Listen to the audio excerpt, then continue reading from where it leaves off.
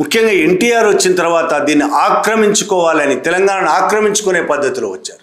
ఇక్కడ భాషను ఎగతాళి చేశారు, తెలంగాణ భాషను, తెలంగాణ సంస్కృతిని ఎగతాళి చేశారు.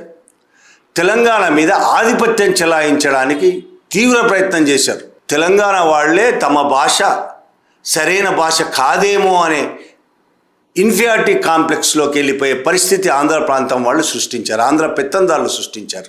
ఆధిపత్య భావజాలంతో ఇక్కడ ఇన్ఫీరియారిటీ కాంప్లెక్స్ కలిగించి మీ భాష సరైనది కదా, ఏ ఉద్యోగాలైనా తీసుకోండి, ఏ శాఖ అయినా తీసుకోండి, ప్రభుత్వ శాఖలు కావచ్చు, ప్రైవేటు వ్యవహారాలు, మీడియానే తీసుకోండి.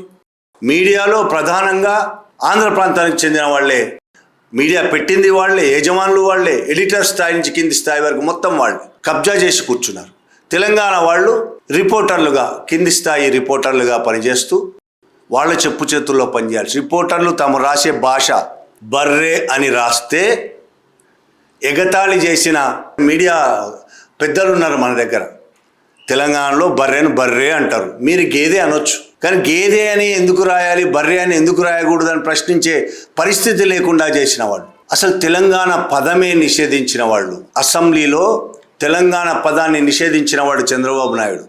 అసెంబ్లీలో మాట్లాడకుండా చేసిన వాడు తెలంగాణ పదమే నిషేధించే స్థాయికి వెళ్ళిపోయారంటే వాళ్ళు ఎంత దారుణమైన పరిస్థితి తెలంగాణకు తీసుకొచ్చారో మనకు అర్థమవుతుంది. దశాబ్దాల పోరాటం ఒకరోజు రెండు రోజులు వచ్చింది కాదు.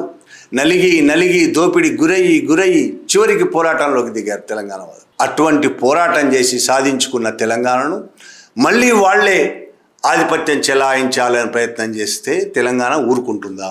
2014లో తెలంగాణ సాధించాం. తెలంగాణకు ముఖ్యమంత్రి కేసీఆర్ అయ్యాడు. రాజకీయ అధికారం తెలంగాణకు వచ్చింది.